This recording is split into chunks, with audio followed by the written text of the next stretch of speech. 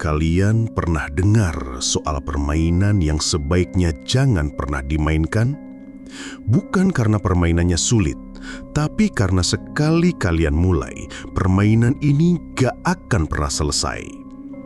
Halo Sobat Misteri, kembali lagi di channel kita. Malam ini, aku akan ceritakan sebuah kisah nyata tentang sekelompok remaja yang melanggar pantangan terbesar di salah satu tempat paling angker di Bandung. Tonton sampai akhir karena apa yang terjadi selanjutnya akan membuat kalian tidak berani main-main lagi dengan dunia lain. Kisah ini dimulai dari 4 sekawan, Rian, Dewi, Bagas, dan Sari. Rian, sang pemimpin, selalu merasa paling berani. Otaknya penuh dengan rasa penasaran dan mulutnya penuh dengan tantangan. Dewi adalah kebalikannya, gadis pendiam yang perasaannya lebih tajam dari orang biasa. Lalu ada Bagas, si pengikut setia yang selalu ikut kemanapun Rian pergi. Terakhir Sari, gadis yang tak bisa lepas dari ponselnya, terobsesi merekam semua hal untuk konten media sosial. Suatu malam Sabtu, di sebuah kafe remang-remang, Rian menunjukkan sebuah foto rumah tua di ponselnya kepada teman-temannya. Bibirnya menyeringai, menantang. Rumah itu adalah rumah kentang yang legendaris di Bandung. Sebuah tempat yang diselimuti cerita tentang seorang anak kecil yang meninggal tragis, terjatuh ke dalam kuali besar berisi air mendidih yang sedang dipakai merebus kentang.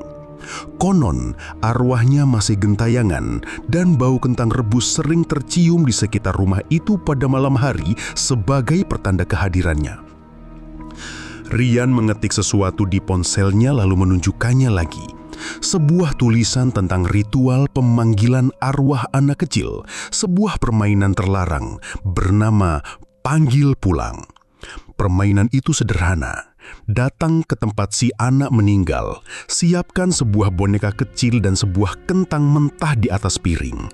Lalu panggil namanya 3 kali tepat tengah malam. Dewi langsung menggelengkan kepala, wajahnya puas. Bagas tampak ragu menelan ludah, tapi Sari matanya berbinar. Ini adalah konten yang sempurna. Dorongan dari Sari dan ejekan dari Rian akhirnya membuat Bagas dan Dewi luluh. Malam itu juga, mereka berempat meluncur dengan motor menuju Jalan Panda. Udara Bandung yang biasanya sejuk terasa berat dan menyesakkan begitu mereka mendekati area rumah itu. Dari kejauhan, bangunan tua itu tampak seperti monster gelap yang sedang tidur di sekelilingi pagar kusam dan taman yang tak terurus. Anehnya, tercium aroma samar yang aneh, seperti bau umbi-umbian yang direbus terlalu lama. Rian tertawa kecil, menganggapnya hanya sugesti. Mereka memarkir motor agak jauh dan berjalan mengendap-endap. Pagar rumah itu ternyata tidak terkunci, hanya berderit nyaring saat didorong. Sari sudah menyalakan kamera ponselnya, merekam setiap langkah mereka dalam mode malam. Halaman rumah itu penuh dengan daun-daun kering yang berderak di bawah sepatu mereka.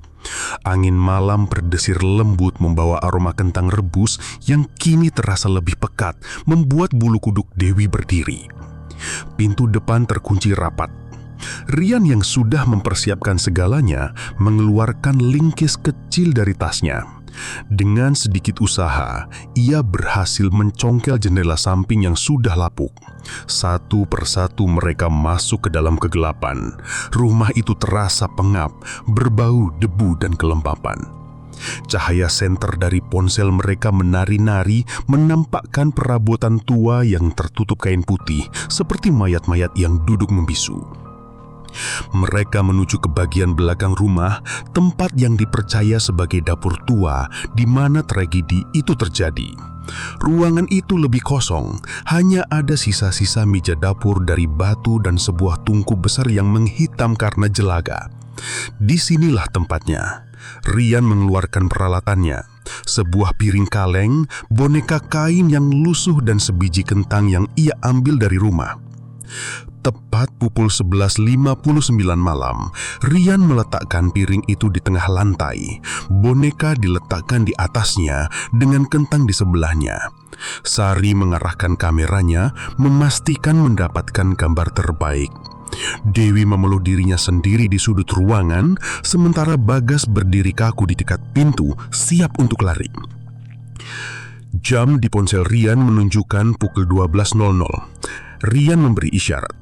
Dengan suara yang dibuat-buat seram, mulut Rian bergerak tanpa suara, merapal sebuah nama. Nama anak yang menjadi legenda di rumah itu. 1 kali, 2 kali, hening. Tidak ada apa-apa. Rian tersenyum mengejek ke arah Dewi. Lalu ia merapalkan nama itu free ketiga kalinya. Tiba-tiba udara di ruangan itu turun drastis. Terasa begitu dingin hingga napas mereka mengepul di udara. Aroma kentang rebus yang tadi samar kini menjadi sangat kuat, menusuk hidung, membuat perut mual. Lilin kecil yang mereka nyalakan di dekat piring tiba-tiba padam, seolah ditiup oleh sesuatu yang tak terlihat. Sari tetap merekam, meskipun tangannya gemetar. Bagas sudah mundur selangkah. Dewi memejamkan matanya rapat-rapat. Dan kemudian mereka mendengarnya. Suara kentang yang menggelinding di atas piring kaleng, kletak, peletak. Semua mata tertuju pada piring di lantai. Kentang itu bergerak sendiri, berputar pelan seolah ada tangan mungil tak terlihat yang sedang memainkannya. Lalu kentang itu berhenti dan bergulir jatuh dari piring ke lantai. Hening sesaat. Lalu dari sudut paling gelap di dapur itu terdengar suara tawa kecil.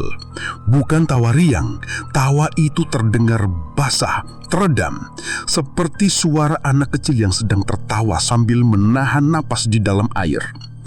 Itulah batas mereka. Bagas menjadi yang pertama berbalik dan lari tunggang langgang menuju jendela. Sari dengan pegikan tertahan menyusul di belakangnya. Ponselnya hampir jatuh dari genggamannya. Rian yang wajahnya kini pucat pasih menarik lengan Dewi yang membeku ketakutan. Mereka berempat berebut keluar dari jendela, tidak peduli pada goresan kayu lapuk di kulit mereka. Mereka berlari tanpa menoleh ke belakang, melompati pagar dan menyalakan motor dengan tangan gemetar. Mereka kabur dari rumah itu, meninggalkan boneka dan piring kaleng di dalam kegelapan. Mereka pikir dengan meninggalkan tempat itu, terornya akan berakhir. Mereka tidak tahu bahwa permainan itu tidak berakhir saat mereka lari. Permainan itu justru baru saja mulai, karena mereka sudah memanggilnya dan sekarang ia ingin ikut pulang. Perjalanan pulang terasa seperti pelarian dari mimpi buruk. Tidak ada yang bicara. Suara deru motor di jalanan Bandung yang sepi menjadi satu-satunya pemecah keheningan. Rian memaju motornya paling kencang, seolah mencoba meninggalkan bayangan rumah tua itu jauh di belakang. Tapi rasa dingin yang menusuk tulang itu tidak mau pergi. Aroma kentang rebus yang pekat seakan menempel di jaket dan rambut mereka. Ikut pulang bersama mereka. Malam itu tidak ada yang bisa tidur nyenyak. Bagas sampai di rumahnya lebih dulu. Ia langsung mengunci pintu dan semua jendela, menyalakan semua lampu di kamarnya. Tapi rasa aman itu tidak datang. Setiap kali ia memejamkan mata, ia kembali mendengar tawa basah yang menggema di dapur kosong itu. Ia merasa ada yang mengawasinya dari sudut tergelap kamarnya, dari balik lemari, dari bawah tempat tidur. Ia menghabiskan malam dengan duduk meringkuk di pojok, memeluk lututnya, menunggu pagi datang. Sari di sisi lain merasakan campuran antara takut dan gembira. Adrenalinnya masih memuncak. Sambil gemetaran, ia memindahkan video dari ponselnya ke laptop. Ia ingin segera mengunggahnya. Ini akan jadi konten viral. Saat memutar ulang rekaman itu, jantungnya berdebar kencang. Di sana terekam jelas saat lilin padam, lalu hening, dan kemudian suara kentang menggelinding itu terdengar sangat jernih di speaker laptopnya. Kletak, kletak, diikuti oleh tawa kecil yang mengerikan. Anehnya, di rekaman itu, suara tawanya terdengar lebih dekat, seolah-olah yang tertawa ada di samping Sari, bukan di sudut dapur. Sari menghapus bagian itu, berpikir mungkin hanya efek audio. Dewi adalah yang paling menderita. Begitu sampai di kamarnya, ia langsung menangis. Ia tidak hanya mendengar atau melihat, ia merasakannya. Ia merasa kehadiran itu ikut masuk ke dalam kamarnya. Udara di dekat jendela tiba-tiba menjadi sangat dingin. Tirai jendelanya bergerak pelan, padahal tidak ada angin sama sekali. Dan bau kentang rebus itu kini tercium samar-samar di dalam kamarnya sendiri. Dewi tahu, ini bukan sugesti. Sesuatu yang jahat telah mereka bawa pulang. Keesokan harinya, teror itu tidak berhenti, justru menjadi semakin nyata. Pagi itu, saat Ibu Bagas sedang memasak di dapur, ia bertanya, "Gas, kamu semalam rebus kentang ya? Kok ada bau aneh dari kemarin?" Bagas hanya bisa diam, wajahnya pucat. Ia tahu itu bukan bau dari dapur ibunya, bau itu berasal dari dirinya. Di rumah Sari, keanehan terjadi pada perangkat elektroniknya. Saat sedang mengedit video, laptopnya tiba-tiba mati total. Ketika dinyalakan lagi, file video itu rusak, tidak bisa dibuka. Yang lebih mengerikan, ponselnya mulai bertingkah aneh. Galeri fotonya tiba-tiba penuh dengan gambar-gambar hitam, puluhan gambar gelap gulita yang tidak pernah ia ambil. Dan di antara gambar-gambar hitam itu, ada satu foto yang membuatnya menjerit. Foto lantai kamarnya sendiri diambil dari sudut yang sangat rendah, seolah-olah dipotret oleh seorang anak kecil yang sedang duduk di lantai. Rian, sang pemberani, mencoba bersikap normal. Ia pergi kuliah seperti biasa, mencoba meyakinkan dirinya sendiri bahwa semua itu hanya imajinasi. Tapi di tengah keramaian kantin kampus, ia menciumnya lagi. Aroma kentang rebus yang menyengat begitu kuat sampai ia merasa mual. Ia menunduk untuk mengambil minumnya, dan ia melihatnya di bawah meja. Sepasang kaki kecil, tanpa alas, pucat dan tampak basah, berdiri diam di dekat kakinya. Hanya sesaat, ketika Rian mengucek matanya dan melihat lagi, kaki itu sudah hilang. Jantungnya serasa berhenti berdetak. Mereka berempat akhirnya bertemu sore itu di tempat biasa. Wajah mereka semua kuyu dan penuh ketakutan. Mereka saling menceritakan kejadian aneh yang mereka alami. Bagas menceritakan tentang suara langkah kaki kecil yang sering terdengar di lorong rumahnya saat malam. Sari menunjukkan foto aneh di ponselnya.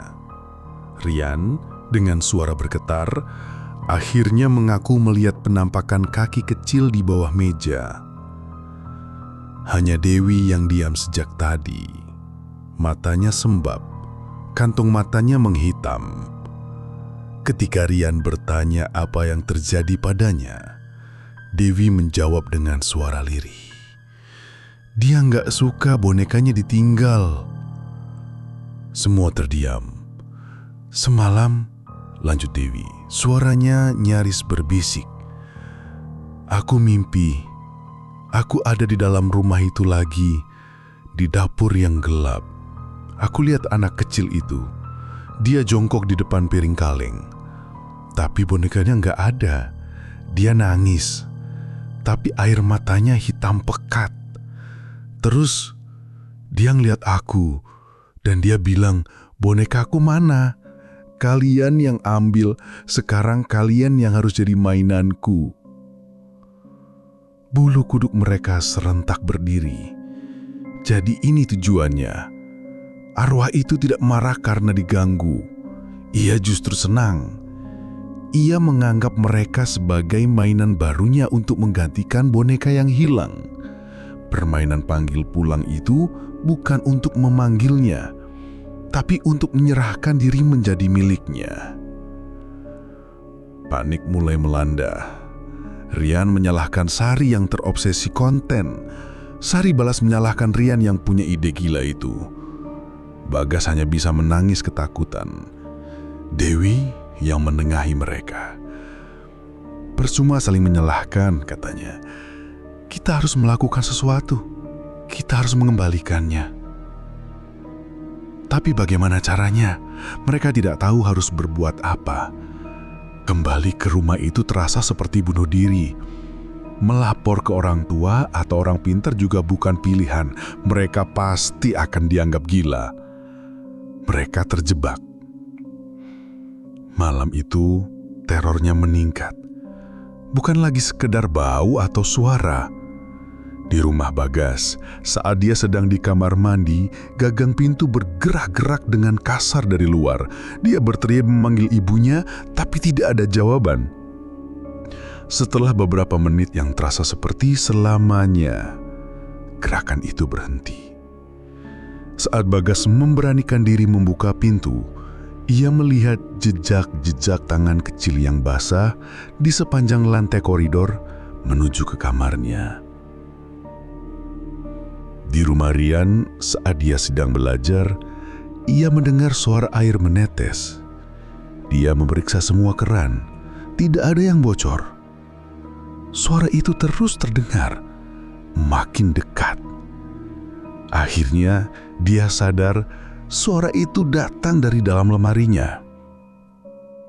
Dengan tangan gemetar, ia membuka pintu lemari. Di dalamnya, semua pakaiannya basah kuyup, seolah baru saja direndam. Dan di lantai lemari, ada genangan air kecil yang berbau amis. Sementara itu, Sari yang frustasi karena file videonya rusak, mencoba berbagai cara untuk memperbaikinya. Ia menggunakan aplikasi recovery data. Setelah berjam-jam mencoba, sebuah potongan video berhasil diselamatkan. Hanya beberapa detik. Itu adalah rekaman tepat saat mereka akan lari. Gambarnya goyang dan gelap. Sari memperlambat video itu, frame by frame. Awalnya tidak ada yang aneh. Hanya gambar punggung Bagas dan Rian yang berlari keluar jendela. Tapi kemudian di frame terakhir, sebelum video itu terputus, Sari melihatnya. Ia harus memperbesar gambar dan menaikkan kontrasnya. Di sudut paling gelap dapur, di belakang tungku tua, sesuatu yang tidak mereka lihat malam itu terekam oleh kamera. Bukan bayangan, bukan sosok samar. Itu adalah wajah anak kecil yang pucat pasi dengan rambut hitam basah menempel di dahi. Matanya kosong, hanya berupa lubang hitam yang gelap. Dan mulutnya robek di satu sisi, menyeringeh lebar seolah sedang menahan tertawa geli melihat mainan-mainan barunya lari ketakutan. Ceritan Sari menjadi titik balik. Ketakutan yang semula hanya mengganggu pikiran, kini berubah menjadi teror fisik yang nyata. Pagi harinya, Rian mengumpulkan semua teman-temannya di sebuah taman yang ramai. Berharap keramaian bisa mengusir rasa takut mereka. Tapi itu sia-sia.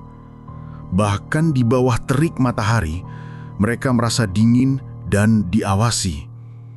Wajah Sari pucat seperti kertas. Tangannya tidak berhenti gemetar saat ia menunjukkan potongan video mengerikan itu kepada yang lain. Bagas hampir muntah melihatnya. Rian terdiam, rahangnya mengeras. Rasa bersalah dan ketakutan berperang di dalam dirinya. Dewi setelah melihat wajah di rekaman itu hanya bisa berbisik, "Kita harus mengembalikan bonekanya." Itu satu-satunya pilihan. Mereka harus kembali ke rumah terkutuk itu, bukan untuk tantangan atau konten, tapi untuk bertahan hidup. Mereka sepakat untuk kembali malam itu juga. Kali ini mereka tidak membawa peralatan konyol, hanya membawa kembali satu benda. Boneka kain lusuh yang menjadi awal dari semua mimpi buruk ini. Rian masih menyimpannya, tersembunyi di dasar tasnya sejak malam itu. Rencana mereka sederhana. Masuk, letakkan boneka itu di tempat semula, dan minta maaf. Semoga arwah itu mau menerima dan melepaskan mereka. Sebuah harapan kecil yang rapuh. Malam tiba lebih cepat dari yang mereka inginkan.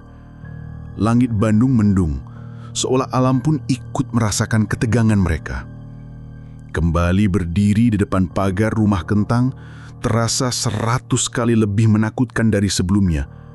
Aroma kentang rebus kini begitu menyengat seolah sumbernya ada di depan hidung mereka. Kali ini tidak ada tawa atau ejekan, hanya ada keheningan yang mencekam. Mereka masuk melalui jendela yang sama. Di dalam, rumah itu terasa lebih gelap, lebih dingin, dan lebih hidup. Mereka bisa merasakan kehadiran itu di setiap sudut. Perabotan yang tertutup kain putih seolah sedang memperhatikan setiap gerak-gerik mereka. Langkah kaki mereka di lantai berdebu terdengar seperti jenderang perang. Sari tidak lagi merekam. Ponselnya mati total dan tidak bisa dinyalakan sejak pagi. Bagas berjalan paling belakang. Tubuhnya menempel pada Rian seolah mencari perlindungan. Dewi berjalan di depan. Matanya terpejam, mulutnya komat kamit melafalkan doa yang ia ingat. Rian memegang boneka kain itu erat-erat, rasanya seperti memegang kunci penjara mereka. Mereka sampai di dapur. Piring kaleng itu masih ada di sana, di tengah lantai. Tapi kentang yang semalam menggelinding sudah tidak ada. Rian berjongkok perlahan meletakkan boneka itu dengan hati-hati kembali ke atas piring. "Kami minta maaf," ucap Rian dengan suara bergetar. "Kami cuma main-main. Kami nggak bermaksud mengganggu. Kami kembalikan boneka ini. Tolong, lepaskan kami." Hening. Tidak ada jawaban. Tidak ada tawa. Tidak ada apa-apa. Selama beberapa detik, mereka merasakan secercah harapan. Mungkin berhasil. Mungkin sudah selesai. Tiba-tiba, pintu dapur yang semula terbuka terbanting menutup dengan keras. Brak! Mereka semua terlonjak kaget. Lampu senter dari ponsel Bagas dan Rian berkedip-kedip lalu mati total, meninggalkan mereka dalam kegelapan pekat. Hanya senter dari ponsel Dewi yang masih menyala menyorot ke arah pintu yang tertutup. Dari balik pintu terdengar suara garukan. Cakaran kuku kecil di permukaan kayu tua, pelan dan teratur. Grak, grak, grak. "Dia nggak mau kita pergi," bisik Deli, air matanya mulai mengalir. "Permainannya belum selesai." Panik mengambil alih. Bagas menggedor-gedor pintu berteriak minta tolong. Rian mencoba mendobaknya dengan bahu, tapi pintu itu seolah terbuat dari baja, tidak bergeming sedikit pun. Kemudian suara garukan itu berhenti, digantikan dengan suara lain. Suara sesuatu yang diseret di lantai dari sudut ruangan yang gelap. Seret, seret. Suara itu semakin dekat. Dewi mengarahkan senternya ke sumber suara itu. Di sana, di sudut gelap tempat Sari merekam wajah mengerikan itu, mereka melihatnya. Boneka kain yang baru saja mereka letakkan di piring kini berdiri tegak, tanpa bantuan apapun. Matanya yang terbuat dari kancing hitam seolah menatap lurus ke arah mereka. Boneka itu mulai bergerak. Kakinya yang terbuat dari kain terseret di lantai, berjalan terpincang-pincang mendekati mereka. Di belakang boneka itu, di dalam kegelapan yang lebih pekat, bayangan kecil terbentuk. Bayangan seorang anak tapi bentuknya tidak proporsional, bengkok dan salah. Aroma kentang rebus bercampur dengan bau anyir yang memuakkan. Suara tawa basah itu kembali terdengar dari segala arah, seolah-olah ruangan itu sendiri yang sedang menertawakan mereka. Tiba-tiba, Sari menjerit, bukan jeritan ketakutan, tapi jeritan kesakitan. "Panas! Panas!" teriak Sari sambil memegangi lengannya. Rian menyoroti senter ponselnya yang entah kenapa bisa menyalau lagi ke arah Sari. Di lengan Sari, kulitnya memerah seperti tersiram air mendidih. Bekas luka bakar berbentuk seperti sidik jari tangan anak kecil tercetak jelas di sana. Lalu giliran Bagas. Ia berteriak dan jatuh terduduk, memegangi kakinya. Hal yang sama terjadi padanya. Bekas luka bakar muncul di betisnya, seolah tangan-tangan tak terlihat yang panas sedang menyentuh mereka satu persatu. Rian merasa cengkeraman dingin di bahunya. Ia menoleh tapi tidak ada siapa-siapa. Namun rasa sakit yang membakar menjalar di punggungnya. Ia tahu sekarang gilirannya. Hanya Dewi yang tidak tersentuh. Ia berdiri mematung, menatap lurus ke arah boneka yang semakin dekat. Air matanya terus mengalir, tapi ekspresinya aneh. Campuran antara ketakutan dan pasrah. "Dia mau satu," bisik Dewi, suaranya terdengar hampa. "Satu untuk tinggal di sini, menjadi teman mainnya selamanya." Itulah aturan permainan yang tidak pernah mereka baca. Permainan panggil pulang bukan hanya memanggil, tapi juga menukar. Mereka datang berempat, tapi hanya 3 yang boleh pulang. Boneka itu berhenti tepat di depan kaki Dewi. Bayangan di belakangnya semakin jelas. Sosok anak kecil dengan wajah robek dan mata berlubang itu kini berdiri menjulang di atas boneka itu, menatap Dewi dengan seringai mengerikan. Rian, Bagas, dan Sari hanya bisa menonton dengan ngeri, lumpuh oleh rasa sakit dan takut. Mereka melihat Dewi perlahan-lahan berjongkok, tangannya yang gemetar terulur, mengambil boneka itu dari lantai. Saat jari-jari Dewi menyentuh boneka itu, semua suara berhenti. Bau kentang lenyap. Rasa sakit yang membakar di tubuh Rian, Bagas, dan Sari seketika hilang. Pintu dapur terbuka dengan sendirinya, menampakkan jalan keluar menuju sisa rumah yang gelap. Dewi tetap berjongkok, memeluk boneka itu erat-erat. Ia mengangkat kepalanya, menatap teman-temannya. Untuk sesaat mereka melihat Dewi yang mereka kenal. Tapi kemudian sebuah senyuman tipis tersungging di bibirnya. Senyuman yang bukan miliknya. Di matanya yang basah, mereka melihat pantulan wajah anak kecil dengan seringai robek.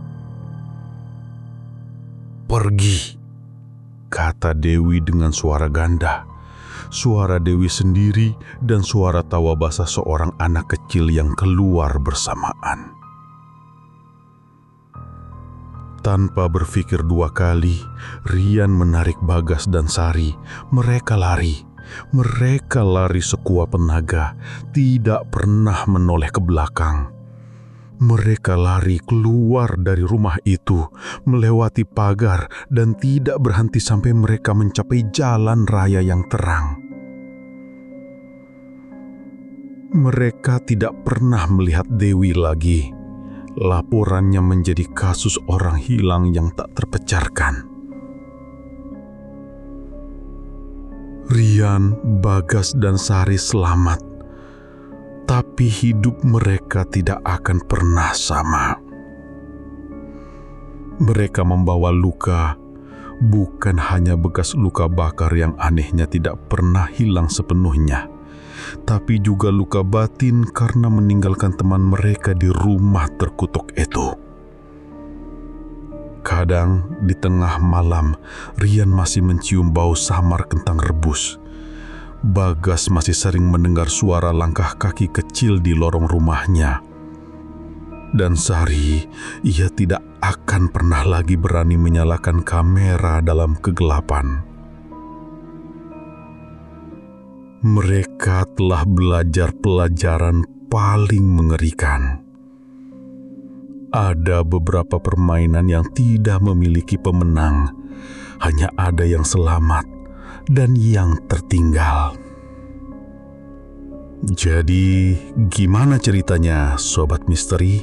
Kisah mereka adalah pengingat bahwa rasa penasaran dan keberanian buta bisa membawa kita ke tempat yang seharusnya tidak pernah kita datangi. Dunia gaib bukanlah mainan. Jangan pernah coba-coba memanggil sosok yang tidak bisa kalian kembalikan. Jangan lupa like, komen, dan subscribe kalau kalian suka cerita seperti ini.